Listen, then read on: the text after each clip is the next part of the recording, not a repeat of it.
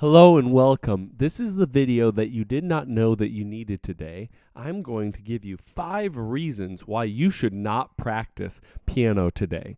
The first is mental health. Let's be honest. If you have your mental health taken care of and you have a self-care regime figured out, you're not going to be as interesting of a person. And if you're not as interesting of a person, how are you going to make content? How are you going to have stuff to talk about with your friends?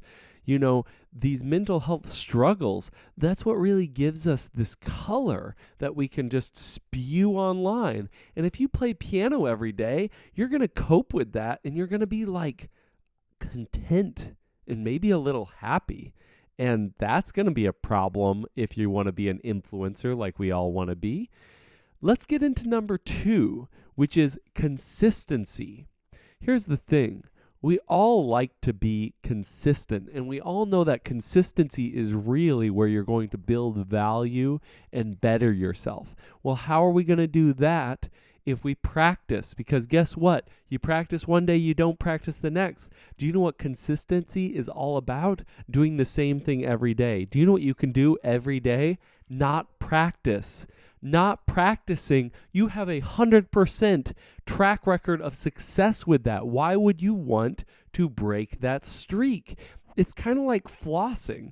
The problem with flossing is the moment that you do it, well, now you can not do it. And that's a big issue. And that brings me to number 3, which is to become non-threatening. Here's the thing. There is something attractive about someone who plays a musical instrument well. You know, if you sit down and you just kind of plunk out a couple notes, you know, you do this thing, that is charming, you know, but it's not attractive.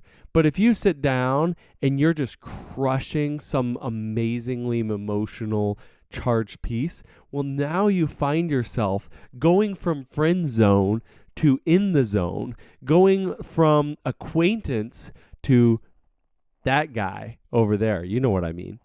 And here's the problem with that. That is threatening to the people around you, especially your core friend group. So do you know what you got to do?